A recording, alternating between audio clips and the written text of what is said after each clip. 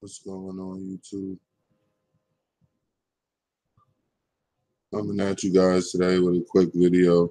Or I'm doing it in a stream, but it's really just a video. Slavery lies. Black slave owners are now called. I'm gonna have to write out on that. I'm gonna have to say called out because that's what it should be. But we're just gonna listen to a quick couple audios, and I'm gonna get out you guys here.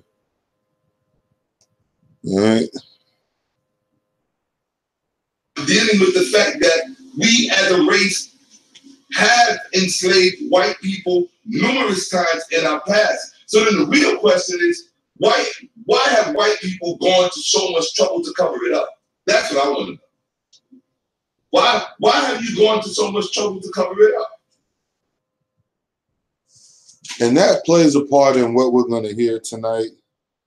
That plays a part in not only slavery when it comes to white people as far as us enslaving them, which is, as far as I'm concerned, common knowledge, like as far as if you're in the know, like, of course.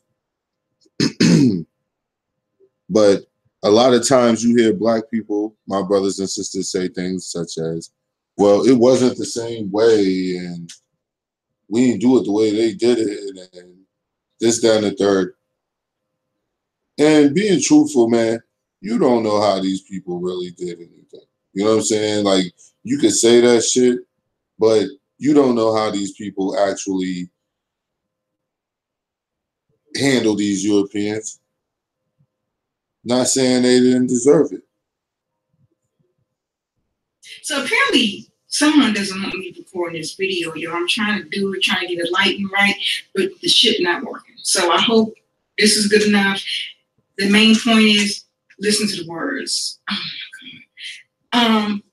There's been a myth in the Black community that only white people own slaves, more specifically own Black slaves. That's a fucking lie. There was a man named William Ellison who was a Black slave.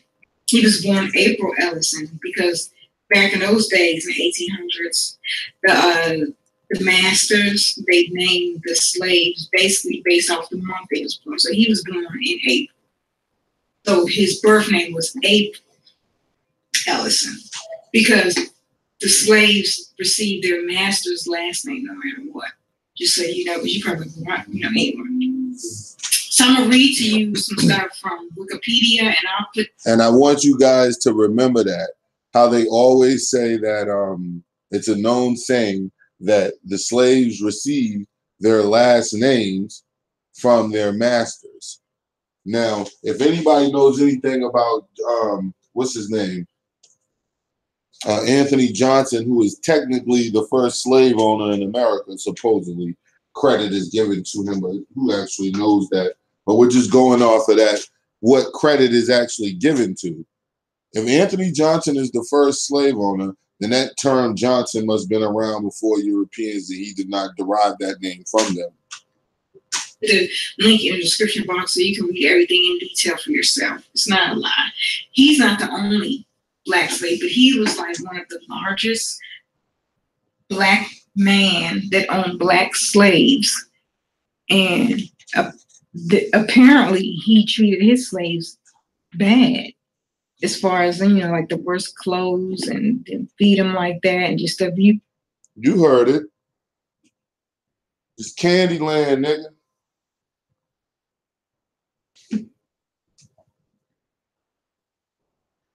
What that nigga doing up there on that nag? Who this nigga on that nag? Treated them not long, Tosfik. Treated them worse. I'll give you a little bit backwards, Tosfik, since you just came in. Black slaves, that's a fucking lie. There was a man named William Ellison who was a Black slave. He was born April Ellison because back in those days in the 1800s, the masters, they named the slaves basically based off the month they was born. So he was born in April. So his birth name was April Ellison, because William the April slaves Ellison received their master's last name no matter what. Just so you know, because you probably won't, anyway. So I'm going to read to you some stuff from Wikipedia, and I'll put the link in the description box so you can read everything in detail for yourself. It's not a lie. He's not the only Black slave, but he was like one of the largest Black man that owned Black slaves. And apparently he treated his slaves bad, as far as, like the worst clothes and feed them like that and just abuse and stuff. That is an allegation. So we kind of get that treatment as well today from some of our brothers and sisters. So yes, it is.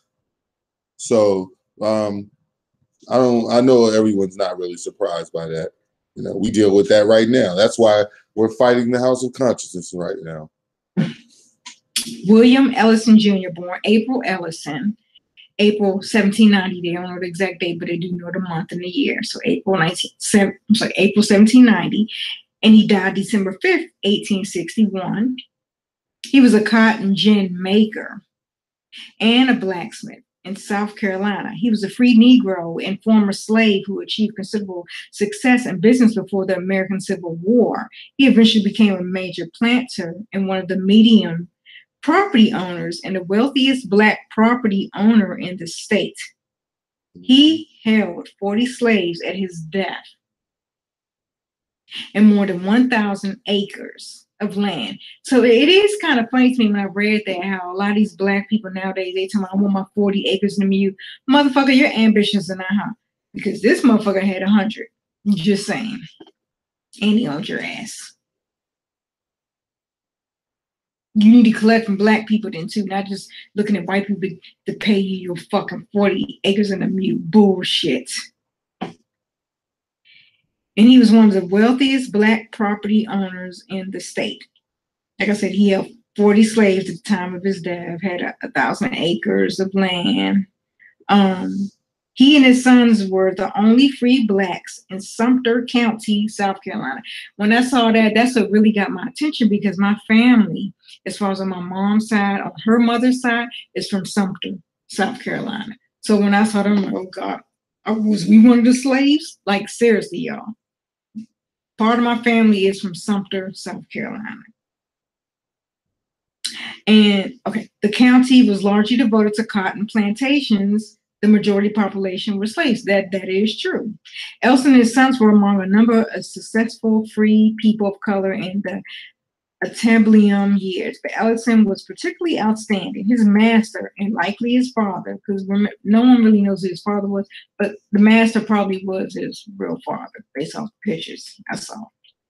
Had passed on social capital by apprenticing him to learn a valuable artisan trade as a cotton gin maker, in which Ellison made a success. He took a wife at the age of 21, Ellison did, after buying his own freedom when he was 26. Yeah, they bought their freedom back then.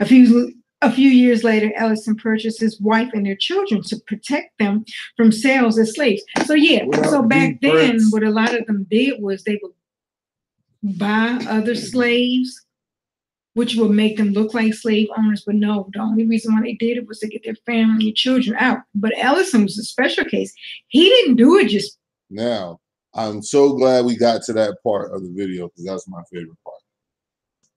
There was tons of Black people who were doing this in order to pull their people out of bondage. There was tons of Black people, whatever you want to call us, indigenous, whatever the terms.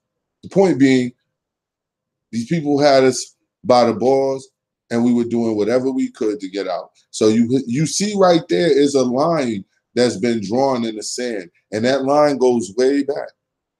That line drawn in the sand goes way back. You got brothers and sisters even going way back who chose to act like they were slave owners just so that all their people could be free. Then you have niggas who took that shit and was walking around acting just like them Europeans in the way they dealt with slavery. But now the question is back, are they really acting like Europeans? Because when we start getting into this whole Africa shit, I'm not gonna sit here and play that game and pretend that Africans, even up to today, don't slaughter each other and take the women and children. So I'm not even gonna pretend that that's not happening. I'm not gonna pretend that that's not happening. What up, Wax? Not even gonna pretend that that's not happening. So when we start throwing this whole when we start diving into this slavery thing, I'm thinking that we're really cutting ourselves short. I think that we are really, really, really counting to 5, starting with 3. I think that we are overlooking the horrific crimes against each other we've committed throughout history. That's what we're doing. We're ignoring history, and we're also ignoring variables, meaning we don't know certain things. So that's a variable we have to throw in the bag. We have to throw in the bag that we may be overlooking a whole massive slavery incident that took place and we have no idea it even happened. That's why it probably still happened today, because those effects linger, those behaviors linger. But I just want you guys to realize what she's saying, man. It definitely needs to be investigated through, because it's a line that has been drawn. And that line is, you got people like me. You got people like me who will say, if I receive donations from people, I'm not going to go buy myself a car. I'm going to take that money and try to do whatever I can to create something for our people, because our people donated for that purpose. Now, am I saying that you shouldn't get yourself something with some of that money from time to time if you are invested in it, meaning your day-to-day is dealing with this? Of course you can. Who would say different? But there's a line drawn in the sand between those who know what the fuck, not those who know, those who choose to do fuck shit and those who choose not to. Those who choose to say, you know what, I'm going to take this money and I'm going to buy a news van. Not only am I going to buy a news van, I'm going to take, if I can get $15,000 in a month or so, a couple months donated from people, I'm going to do this shit every 3 months, and I'm going to make sure this money is going directly to my people, not the vendors and all that. No, nigga, I ain't talking about that. I'm talking about our people. Then you got niggas who will say, fuck all that. I'm going to throw an award show for myself. And I'm going to do XYZ for myself. And I'm going to do XYZ for myself. That's the difference. The line is drawn. Hold on a second.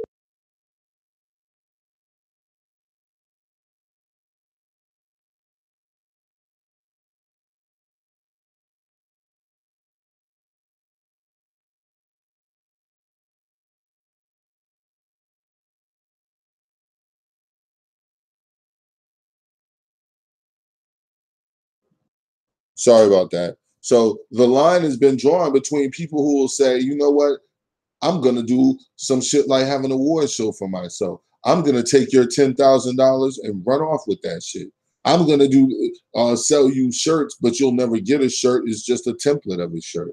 I'm going to talk about certain people and then all of a sudden stop talking about them. And not only do I stop talking about them, I'm best friends with them.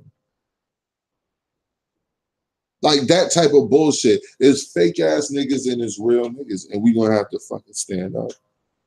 No, he did not stop at getting his wife and kids out, because he got one of his daughters out first, even before his wife. He didn't stop there. It's about a fucking business, period. I'm not even gonna keep on, but it was about making money. you know, he had slaves, period, working his land and all that stuff like that. Like he really did. I'm trying to because I don't want everything to run out. But that's what he did. It was about speaking. The real. It was about his land, and he hired slaves because of the labor, and he had to pay them really nothing. And it is what it is. So, like I said, the point I'm making, as far as this video, is just to let Black people know that I'm not condoning white slave owners, but you have got to stop jumping on the white man like he was the only one that owned slaves. That is important. It is important. It is important to know that when people point out, and I'm not speaking for her, she can speak for herself. I'm going to speak from what up, Linda? I'm going to speak from what I'm talking from from where I'm coming from my point of view on this whole subject. I don't forgive, condone, will never forget any of the shit that was done to me by any other race. And we're going to get in that in the coming weeks. Well, fuck that, the coming days. With these Arabs, etc. With these Jews, etc. who are helping to do these things. Her name is The Real Yvonne on YouTube.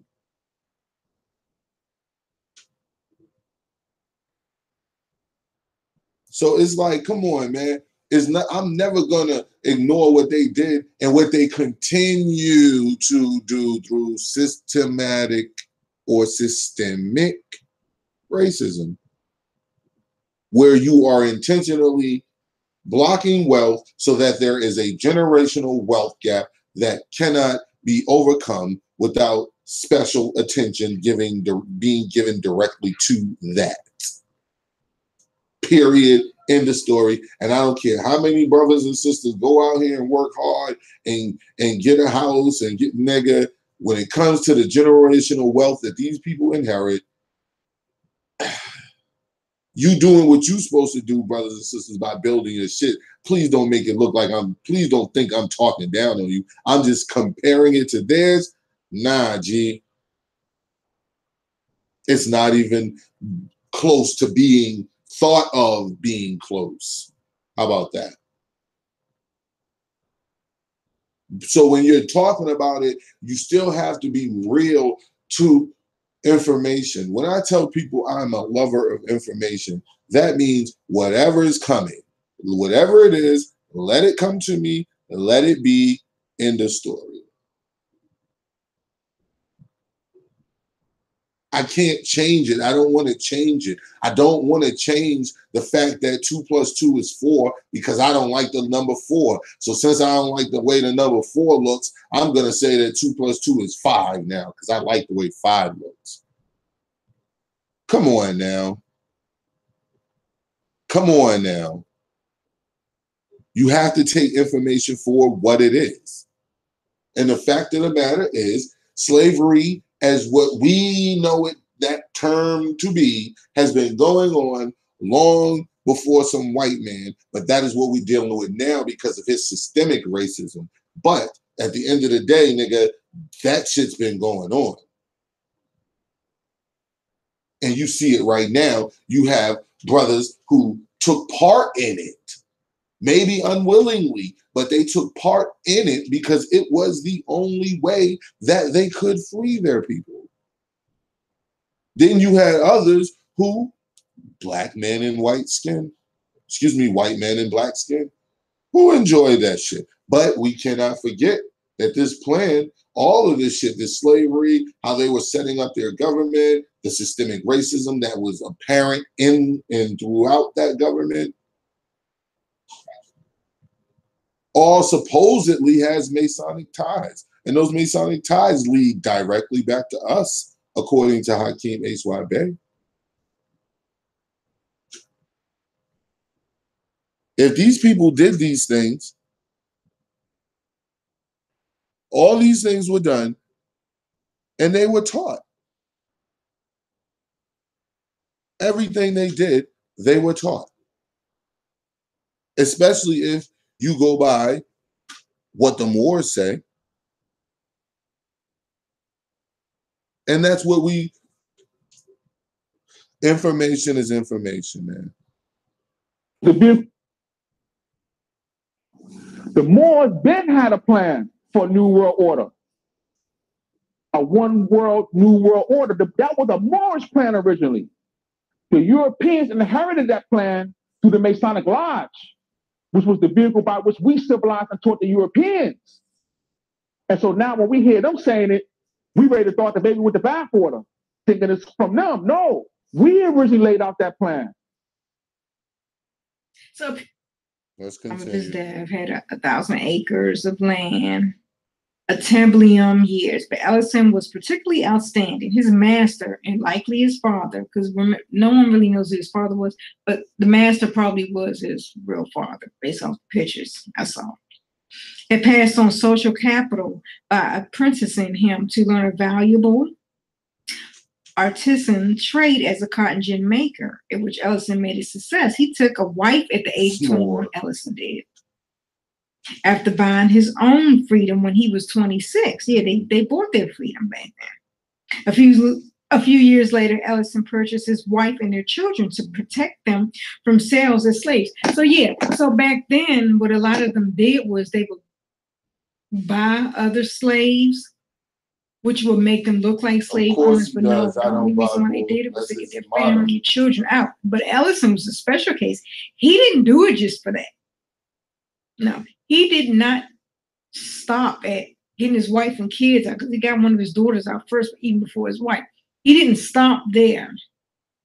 It's about a fucking business, period.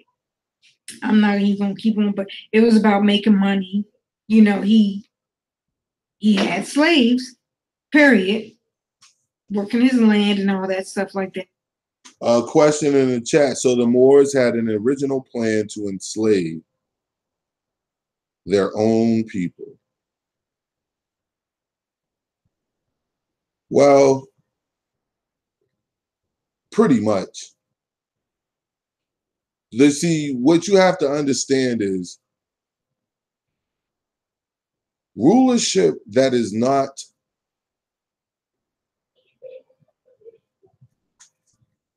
voluntary, immediately what it becomes what is called compulsory. So if you're in a situation and it is compulsory, 10 out of 10 times, violence and death are involved in whatever choice you're going to be handed. In society, or what we call society and government and leadership, you will be handed a choice. The choice is do what we say or else. Else includes physical harm, caging you, depriving you of life, liberty, and property, etc., for no other reason than you will not do what they say. You will not follow their arbitrary dictates or edicts. So when you're dealing with leadership, when these people are telling you things about the great kings of Egypt, what you're overlooking is the fact that the people who were populating these towns and shit did not voluntarily call themselves subjects of King Tut or Put or whoever the hell, emperor, whoever the fuck you want to think of in name. When these people in these villages, when these people in these kingdoms and cities in Africa and all over, in Asia and India, etc., were approached by people who call themselves, proclaim themselves to be your leaders, what they're doing is using what is called a blunt assertion of power. I'm your leader because I say so. I control what you do because for no other reason than they say so.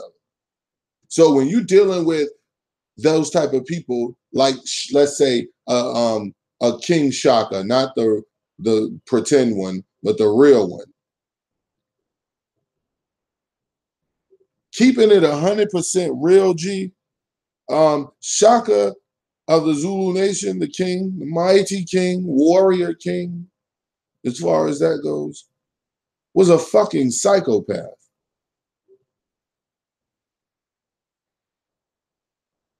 End of story. So what we do is we go and we glorify he was a mighty king, and that's it. What you're not thinking of is Njaba, the local fucking Mason or whoever who Shaka didn't like or liked his wife and had his warriors cut this nigga's head off so he could take his woman, or things that like people don't talk about that part. You want to glorify it. It's the same thing when it comes to slavery. We want to just play from the victim role, which you only the victim from the victim standpoint of you being victimized. But you have to see where this cause came from, and you'll realize that your people are not necessarily victims. They're victims of each other. Like he really did. I'm trying to, because I don't want everything to run out, but that's what he did. It was about owning. It was about his land, and he hired slaves because of the labor, and he didn't have to pay them really nothing. And it is what it is. So like I said, the point I'm making as far as this video is just to let Black people know that I'm not condoning white slave owners, but you have got to stop jumping on the white man like he was the only one that owned slaves. It was not just white men. Matter of fact, it wasn't just Black men. And also Black people were not the only slaves. There were Irish slaves. Look at the damn Indians. Like everybody, in my opinion, from my research, everybody was a slave. There's still slavery going on now. You got the sex trafficking and all that. The point is, stop blaming the white man, because you had some Black men like Ellison right here, Mr. William Ellison, who owned many slaves. He had property and everything. The plantation is still there, owned slaves. So, and it was a business. Oh, and let me let you know there's one little more tidbit. Mr. Ellison supported the Confederate Army. Yep, the Civil War. The only reason why he didn't serve in it because of his color. But he supported, he donated money and everything. He helped them out as far as feeding them and stuff like that. So yeah. So again, before you look at people like Trump, and I don't vote, I don't give a fuck about none of these motherfuckers, it's all bullshit. But remember, people like Ellison, who was a Black man, not only did he own slaves, but he supported the Confederate Army. He did. He wanted to join the Confederate Army, but they didn't let him because of his skin color. But he still supported him. He didn't stop supporting him. That means financially. He really did. Let me see if I can find this real quick. Like Sarnetta, he would love to join Polite in his endeavors, but he can't. But he still supports him. None of that's really going to change.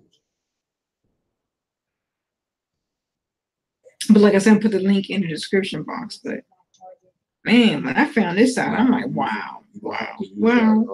And long story short, your school systems, they don't teach this history. This is the truth. The reason why they don't teach it because it's an agenda. The agenda is division. And division comes when you act like the white man was the only one that was oppressing the Black man. That's not true. It is not true. And William Ellison is not the only free Black Negro that owned slaves. He wasn't. Look it up. He was one of the largest in South Carolina, and he did support the Confederate Army. So, right now, ladies and gentlemen, live right here on YouTube, Shane TV 2. We have my son. How old are you? 9. And what's your name? Kari. Okay. So when you go to school, Did you ever learn that black people owned white people during what they call slavery time? No. And did you ever learn or hear of black people owning black people? Yes. Not from me, but in school. Yes. No. So were you taught in school? Somebody taught you about black people owning slaves in America? No. No, you never heard anything like that? Nope. Okay, well now you have, bro. All right, peace, and let me finish. You can't use this charger because I'm using it, so I gotta find the other ones. It's like 3 more. Okay. Flag and all. That you motherfuckers lose your mind over because the motherfucker's still hanging down there. You need to do research. You need to do research. Fuck what you learned in school. That shit is not true. Yeah, they tell you some truths, You but see? You heard what my son just said. And thank you very much. The real Yvonne. I've not really heard of her, but I have now. Like, come on. I'm gonna go ahead and subscribe to her channel too. But because I really liked the video. But yeah, it's not you really need to unlearn a lot of that stuff. If you're a lover of information, you would really unlearn a lot of that stuff because it's not true. And just don't jump on what they tell you. Thank you. They never read the whole books to you. They never even told you that there were other books to read to find this shit. they don't tell you all. I bet you didn't know about this shit. And I've always said, even before I knew this, I said it was black slave owners, black masters. Mm-hmm. The New World Order. A one world, new world order. That was a Moorish plan originally. The Europeans inherited that plan through the Masonic Lodge. So I want you guys to get ready to listen to a list. This is just a list of black people who were owning slaves, how many, etc. Just a list. As we think back to history, a lot of the things that were taught to us in the school with regards to slavery has always been a focus on blacks being owned by white. What we don't talk about is the blacks who sold the blacks to the Europeans who actually brought our ancestry over to this country. What we don't talk about. Now, that I disagree about bringing my ancestry to this country, because that follows a narrative that this land was unoccupied when it's already a fact that it was. But it doesn't mean you can't take bits and pieces from people. Everybody's shit is not complete. I don't even consider mine completely complete. So just clarifying. Are the other peoples of the world who've actually been enslaved in history before. A lot of us know history where there was a group long ago who was actually enslaved for over 400 years. So today we're going to talk about free blacks who actually owned slaves. Now, during this period of time, in this country, there were actually 4 million blacks. And of that 4 million, about 250,000 of them were actually free. As we take the time to study who owned slaves relative to the size of the population in this country, be it black, white, or Native American, blacks own a larger percentage of slaves as it relates to the other races that were here. There's also evidence that blacks own white slaves. And some free black people in this country bought slaves. And I'm not saying every black that were free actually owned slaves, but a large number did. Since 1654, continuing right through the Civil War, blacks owned slaves. Now that has to be spoke upon, because the way we thought life was back then apparently was slightly different. And so that means the way that these people try to explain certain things that are even older than that time period may be slightly different too. We can actually stop right there and just throw this in that the very first slave owner in this country was a black guy named Anthony Johnson. And if you don't believe me, look him up yourself. The very first slave owner in this country was a guy named Anthony Johnson. Mm-hmm. Now, as we review these numbers, it is too extensive of a list to include every black person that owned slaves. Now, Anthony Johnson, that's something that I personally discovered, I want to say around 2009-ish, 8. It's been at least a decade when I actually found out that the first person to credit is given to, and I always say that because I don't like saying the very first person like he just did. That's a definitive statement. The very first person who did this such was the very first person who crossed the finish line was runner A. You know what I'm saying? That's a definitive statement. That is something that is verifiable, easily verifiable, etc. But with me, that's when it goes to history. History is not as easily verifiable as people try to say it is, and people try to make it is. Try to make it out to be. So when he says Anthony Johnson is the very first slave owner, I say that he is credited.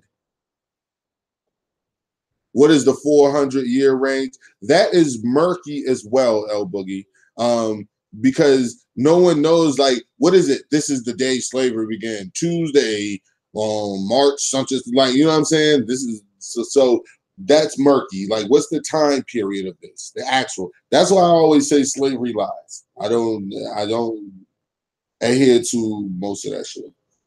But I know that the truth is mixed up with some of this shit. But I don't say that. I'm just clarifying again. I don't say that Anthony Johnson is the very first slave owner in America. But what I do say is he is accredited with such.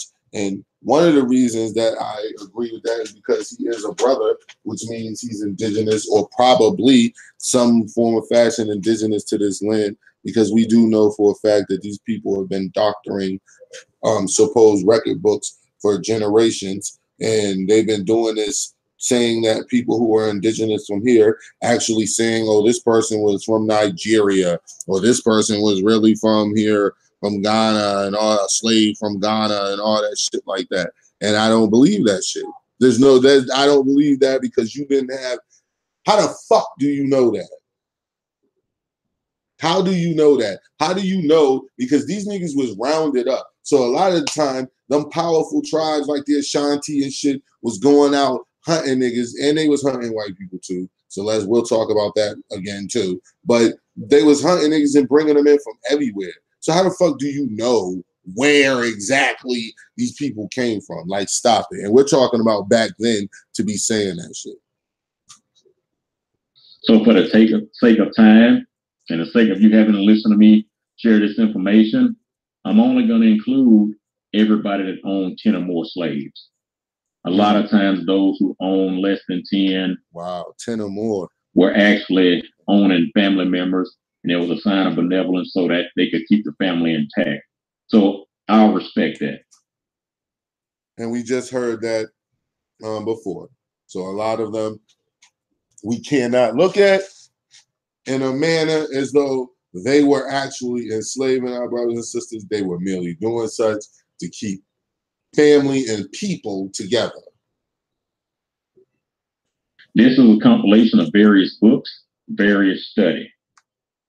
I've had some folks tell me that most of these slave owners that we say were black don't count because they were Creole or mulattoes. Mm-hmm. And normally you find those people. Here we go with the variables. What's up, Soul Journey? Here we go with the variables. See how life is not cut and dry? See how it's not so easy to just say, what up, Quad Marley? The fuck is up? See how it's not so easy to just say, oh, see, there was black slave owners and white, like, now it's mixed up in the same thing we talk about with Barack Obama. Black president, but this nigga got a white mother. You know what I'm saying? So it's the same thing, always variables. That truth, that whole truth that everybody claims to have, when you actually start diving into it, the fucking facts are always moving around, the shaky.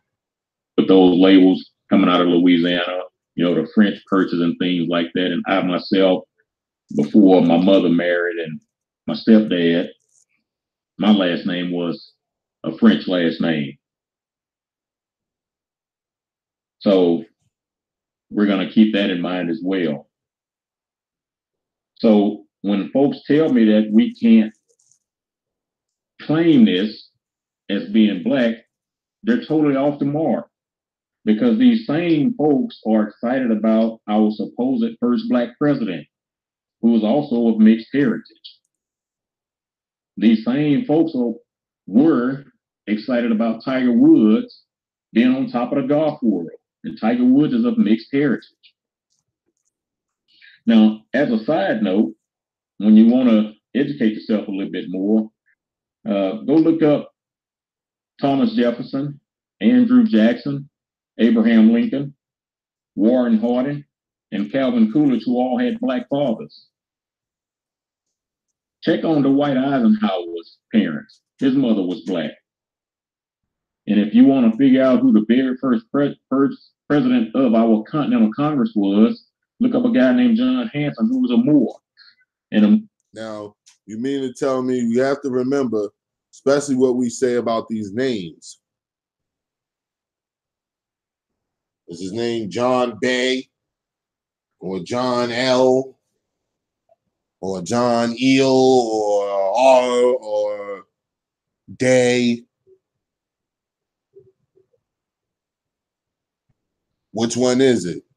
Because if it's Hanson and black people, our people got those names from Europeans who are slave owners, that means a slave was the president, first president, or was he a Moor? And did the Moors have those titles like Hanson? Those are questions. Variables. Just saying. There's a population of people from Northern Africa.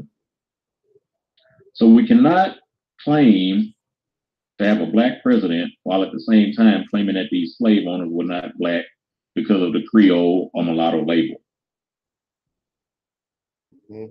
Now, in the case of those in Louisiana, there's a lot of those, as I mentioned. You know, we had the French purchase, Louisiana purchase from the French and all that. So that goes hand in hand. There's a lot of mixed ancestry. So we'll start off with John Carruthers Stanley, who was born a slave in Creighton County, North Carolina. He was the son of an Igbo mother, and Igbo is actually a tribe of people in southeastern Nigeria. They're still prevalent today. How did he know? And her master, who was John Wright Stanley. He became an extraordinarily successful barber and speculator in real estate in New Bern. As Lawrence Wininger points out in Black Property Owners in the South, by the early 1820s, Stanley owned 3 plantations and 163 slaves, and even hired 3 white overseers to manage his property. You heard it. You heard. Now that was Candyland, nigga. This nigga got 3 plantations. And you know, black people, we always like doing it big. He couldn't just get a plantation. He had 3 of them shit and had to put Europeans over top of you. He fathered 6 children with a slave woman named Kitty, and he eventually freed them. Stanley actually lost his estate when a loan for $14,962 he had co-signed with his white half brother John came due. After his brother's stroke, the loan was Stanley's sole responsibility and he was unable to pay it. And see, the image that we're looking at on the screen right now, Black Masters, a free family of color in the Old South, is actually a book written by Michael Johnson and James Rourke, and it's talking about William Ellison and his family. Now, that's Michael Johnson. Hold on, I'll let him say it. The book is called Black Masters.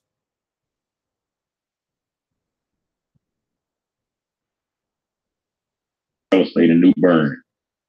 As Lawrence Winninger points out in Black Property Owners in the South, by the early 1820s, Stanley owned 3 plantations and 163 slaves, and even hired 3 white overseers to manage his property. He fathered 6 children with a slave woman named Kitty, and he eventually freed them. Stanley actually lost his estate when a loan for $14,962 he had to co-sign with his white half-brother, John, came due. After his brother's stroke, the loan was Stanley's sole responsibility and he was unable to pay it.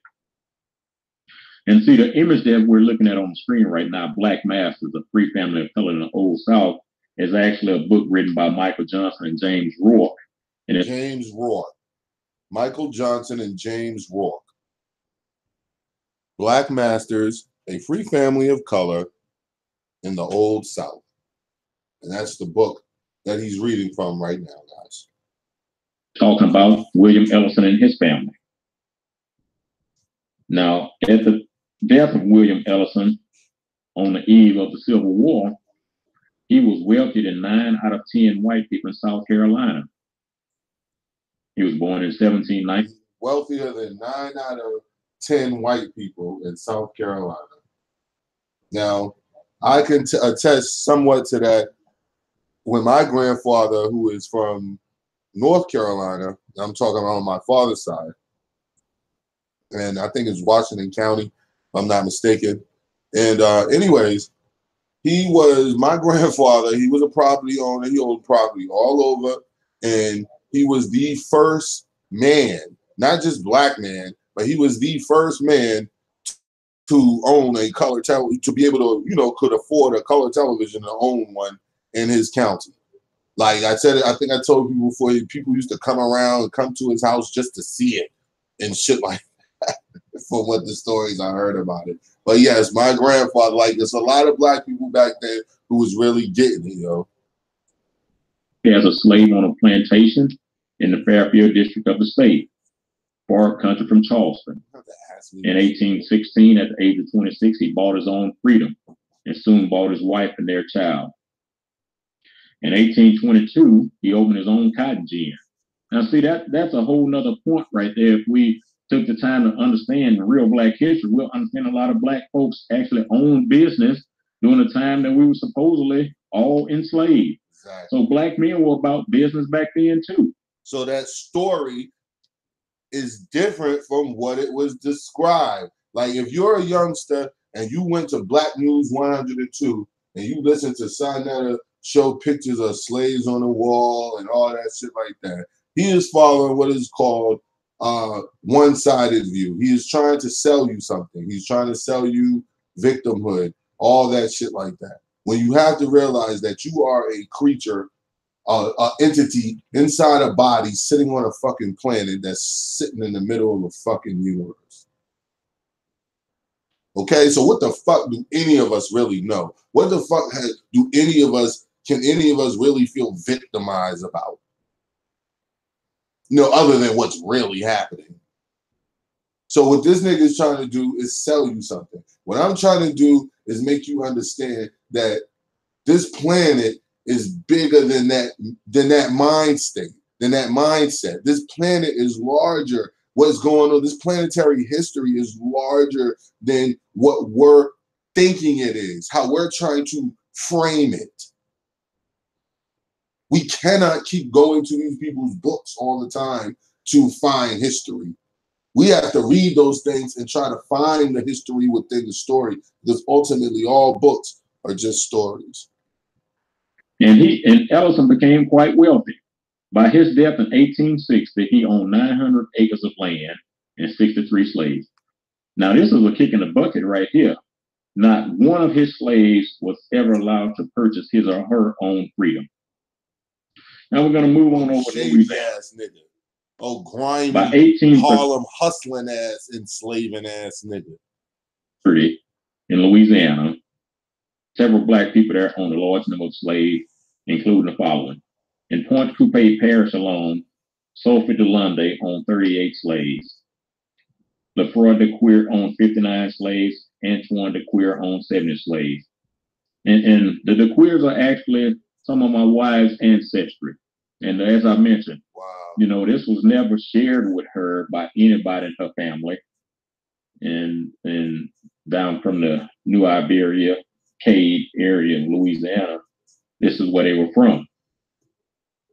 Leandre Severin owned 60 slaves, and Victor Duperon owned 10. In St. John the Baptist Parish, Victor Deslandes owned 52 slaves, and in Plaquemine Brûlé, Bart Donato owned 75 slaves.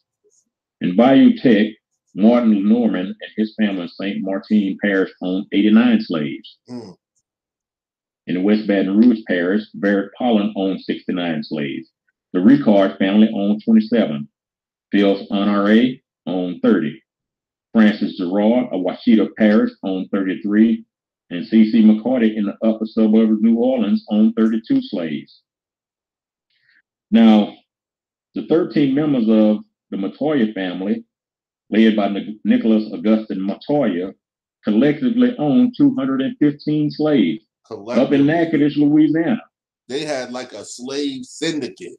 Like these niggas just linked together like a cartel and had their own little slave cartel. Now, again, you have to remember some of these people were allowing freedom. Some of these people were bringing people in just so that freedom could reign. But a lot of these niggas was just what I just said, niggas. You know, which I mentioned, you know, that's where my side of the family is from on my mother's side. T. Sandlin of Jefferson County owned 12 slaves and J.B. Packett owned 11.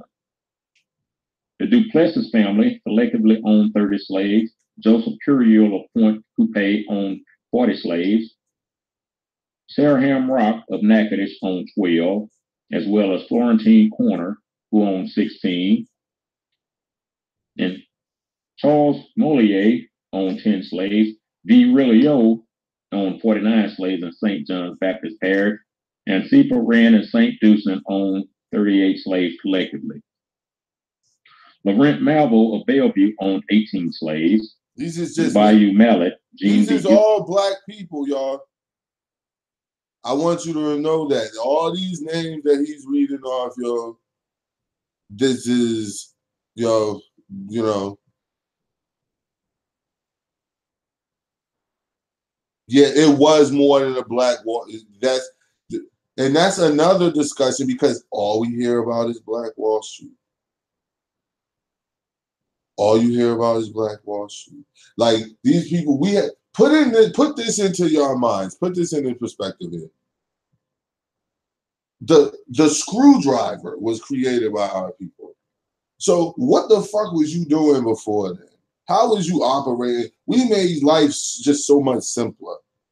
As far as technology, that's technology. That's engineering. That's building. We made that simpler.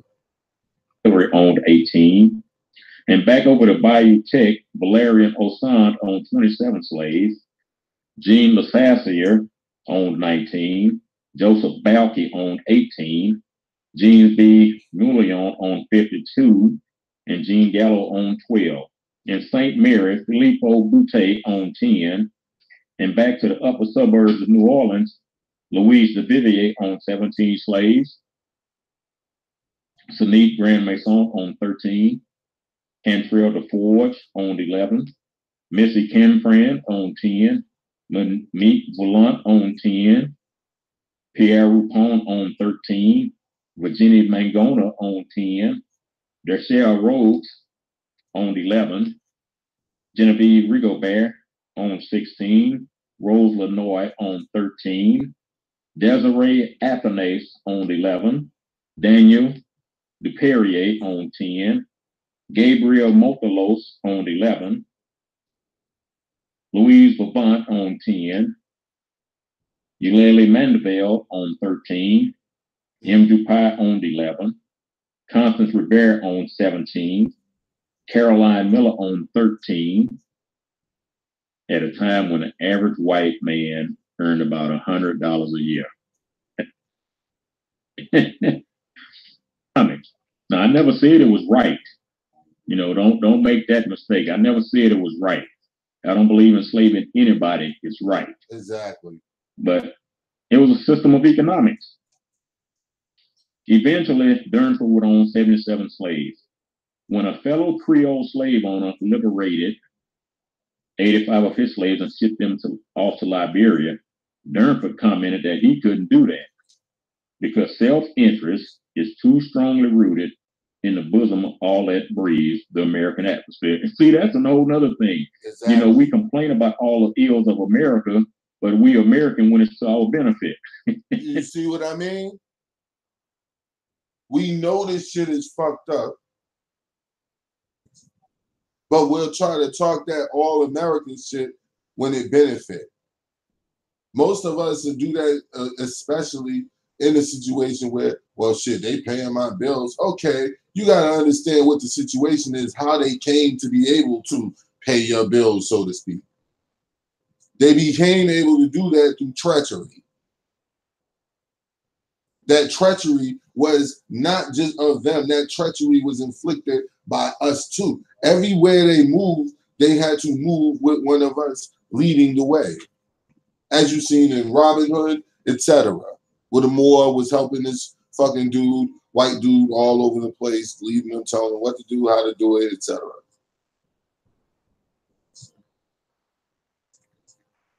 So we have to recognize what actually happened, what is world history, what is factual, and start going off of that, man.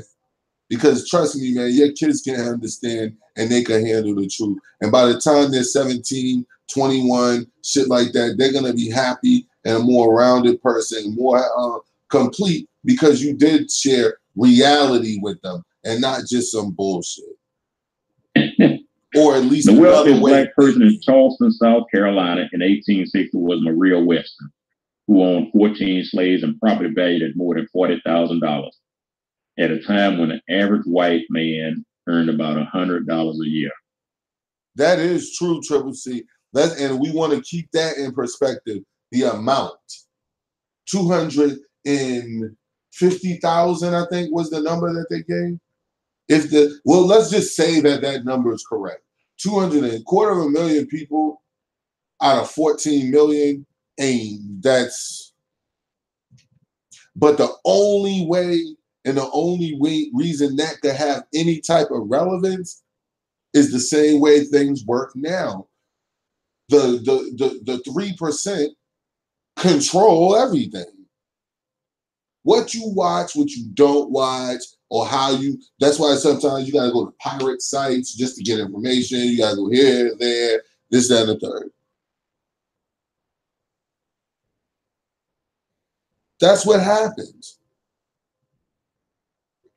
They control everything. So it's not out of the realm of possibility that maybe back then, the 3% or 2% of the black people, they were controlling shit.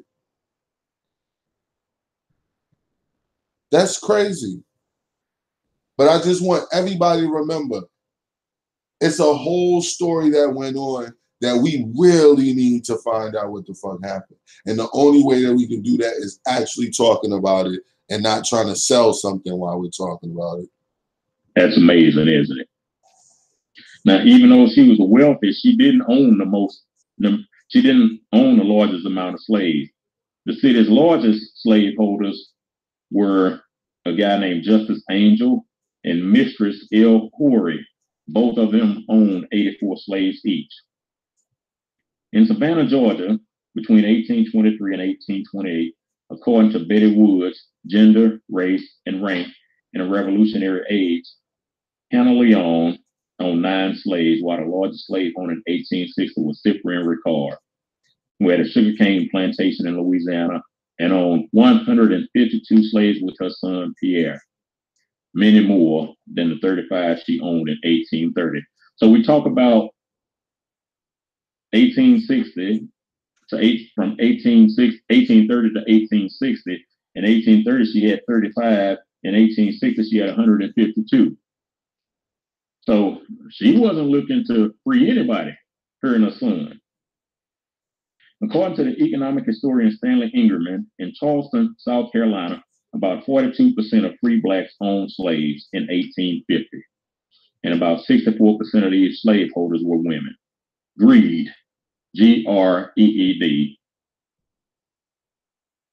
So let's say if that is true, if what he is saying has any credibility to it whatsoever, if whoever took these notes, whoever got this information, if anything that they're saying has any credibility to it, those brothers and sisters who actually owned slaves, at the end of the day, they're still under the yoke of European systemic racism and AKA what is a synonymous with white supremacy. So ultimately, they're engaged in the same thing that the brothers and sisters are engaged in right now. The same exact thing. Brothers and sisters who are prominent in this society, what do we say about it? Now, a lot of people make stretches and go to stretches and start calling them Illuminati and saying that everyone sold their soul and they've had sex with a goat or some sort of whatever the fuck. And, you know, that's just the story of them. They've sold their soul. They've sold out. They are now, they took, what is it? The oath. There you go. Once this oath is taken, this is the only unbreakable oath that has ever existed on earth, apparently. So when you take this oath, you are bound to do this thing that the Moors created. So says the Moors. Let's not forget that too. But these niggas had no power ultimately. They're despicable, the ones who didn't free their people. There's other than money, there really is no other reason why you didn't do that. And you could have still made money with them being free, because that way everybody would still be getting money and you could still be popping off whatever the fuck. You would be like the fucking prince of the whole little village or whatever, man, and because you're righteous about it. But ultimately, the ones that did free their people who had slaves, who did it just to free them, and I'm not talking about the ones who did it just to free their blood relatives and shit like that. I'm not talking about just them. I'm talking about the ones who just did it just because they wanted to see black people be free. The ones who didn't are the ones that we're calling out tonight. We're just shedding light on the fact that some of our people, just like now, just like right now, play a part in everything that's wrong with how we're viewed, how we're looked at, things that we're taught. That's true. And that's what I do this for, El Boogie, is just really for the speculation. Because ultimately, I'm going to say this again, I don't know. I don't know. I have no idea. I only, like I said, 10 years ago, came into the knowledge that black people were actually accredited to owning slaves. Like it was like a thing, a known thing. Wasn't even just a something people were talking about. No, it was like a known thing that. So to me, my focus more of anything is the fact that the stories that we have been told further are being they're further being chopped down or getting chopped down further, excuse me, by this information. The mere fact that we're now having this discussion means that the shit that my son just stood here and told me, and he was basically telling me he was taught, was it's a completely different thing.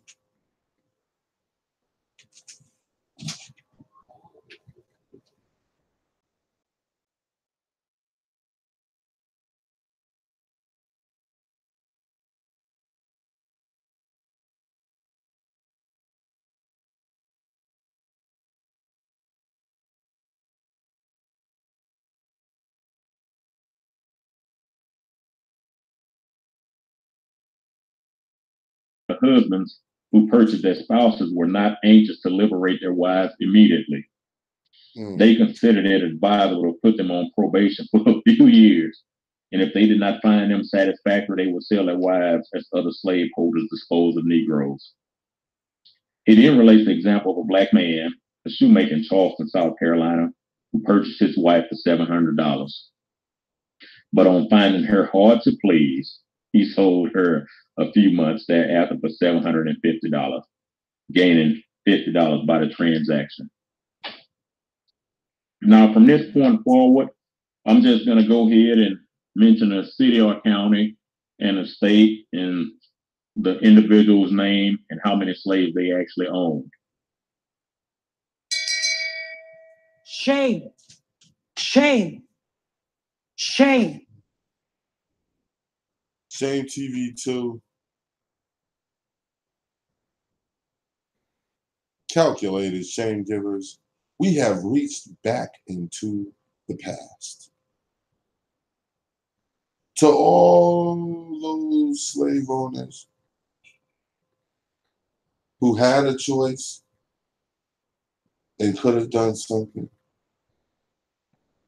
If you were choiceless, if you were bound by the arbitrary rules that these people call laws, and you could not make moves, I understand. But if you were not,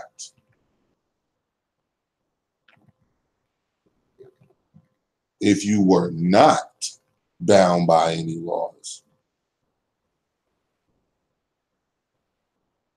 you could have done something, and you chose not to. If you chose to take a woman and marry her, but put her on a probationary period before you free her,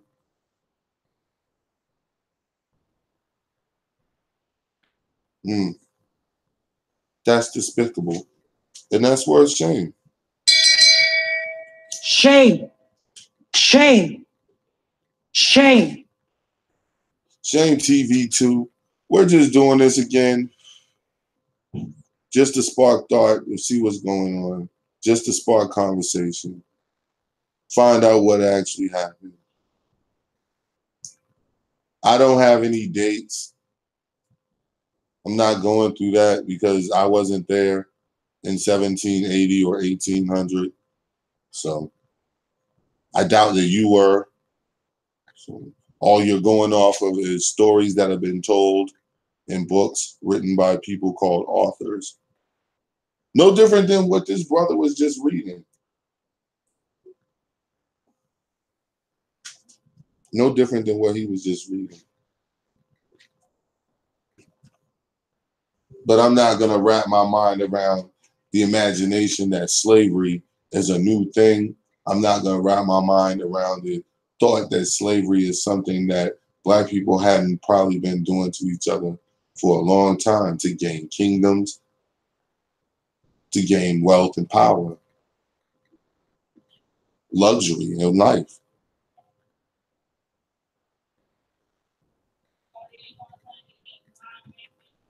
So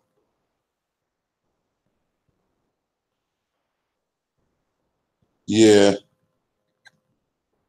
I don't know. That's the whole thing, man. when people talk about slavery and people, I always say, yo, there was such a thing, man, as an African slave trade. But what I say is that shit don't have nothing necessarily to do with me. I don't think, from what I was told by my family members. So I don't think about just by simply telling me who they were and what they were. So I don't see that. I don't believe that. I can't believe that everybody came over here through that way or through that method. No, I don't think so at all. So no, that's all. That's just my opinion on that. But I don't have all the answers. The answers that I do have are this. I am stuck somewhere where something called systemic racism affects my everyday living. When I began to trace, you know what I'm saying, began at the back and started tracing that shit all the way to a root. That root led to these group of people called Europeans. That root led to a group of people called everybody else, like Arab, Chinese, everyone else. So ultimately, hold on. You know what I'm saying? How is this? Okay. So ultimately, at the end of the day, that trace goes back to somebody who calls themselves something who was one of my people. And that is what I'll be wanting to talk about because it's still in us. And you guys know my motto. My motto and my method and my purpose is to what? Have the nigga meeting. I'd like to have that meeting where we all get to talk about what the fuck we're going to do, what the fuck we're going to call ourselves, how the fuck we're going to move forward, and how we're going to do this shit without infiltrators in here, without niggas who really mean us harm in here and shit like that. That's all. That's all I want to do. That's my small little mission in life. So, shame. I didn't even mean to stay on this long, guys. Shame. I swear I didn't. I was up here like just to play some audio. I just wanted y'all to listen to it because I had listened to it. So I was like, well, y'all can listen to this shit that I just listened to. And what do you think about it? Because it's something I think about all the time. Like, it's something we don't talk about. And that's the actual facts of what actually happened. You know what I'm saying? Like, there was a lot of black people who was helping people do shit.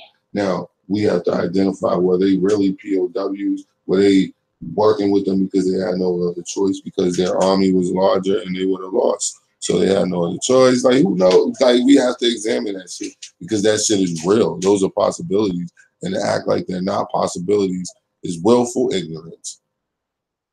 And most people who do that engage in willful ignorance are trying to hustle you or intentionally mislead you for some other nefarious purpose. Shame TV 2. I hope you guys really enjoyed the discussion tonight. Triple C, Leonard, Shadow Assassin. That Triple C was going in tonight. This is her topic. She loves this stuff, and so do I. Because I don't know, and I'll listen to anybody's fucking perspective sometimes when it comes to this because I don't know. I don't know. But who else was in here? I'm gonna try to scroll just a little bit. Van Digi, Snap Hella, BCFC, L Boogie, of course. I seen Wax was in here. I seen Soul Journey came through. I seen Jesus Price. I don't know who all these people are. Some of them new. I sure hope you guys are not from Kev Gill's fans page, because if you are, please do not come back to my chat. I do not want any walking McDead in my chat. You have been infected. Sanetta will take you. Ahmad Rashad, Bill Smith, I don't buy bull. D Prince, my G.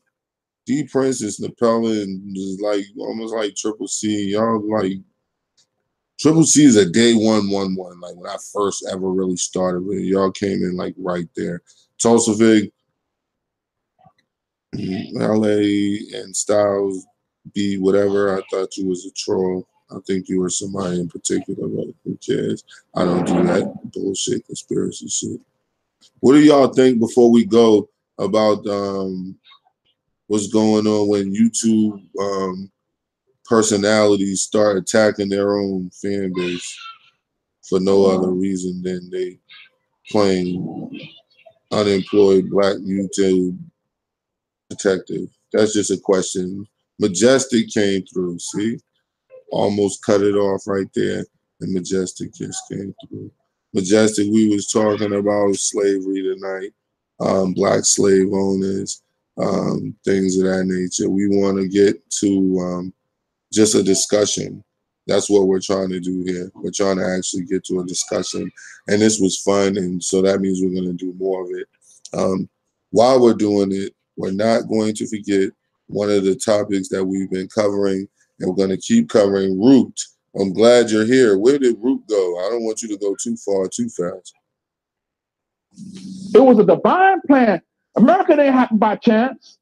All this was part of the divine plan that this would come about. The Moors then had a plan for a new world order.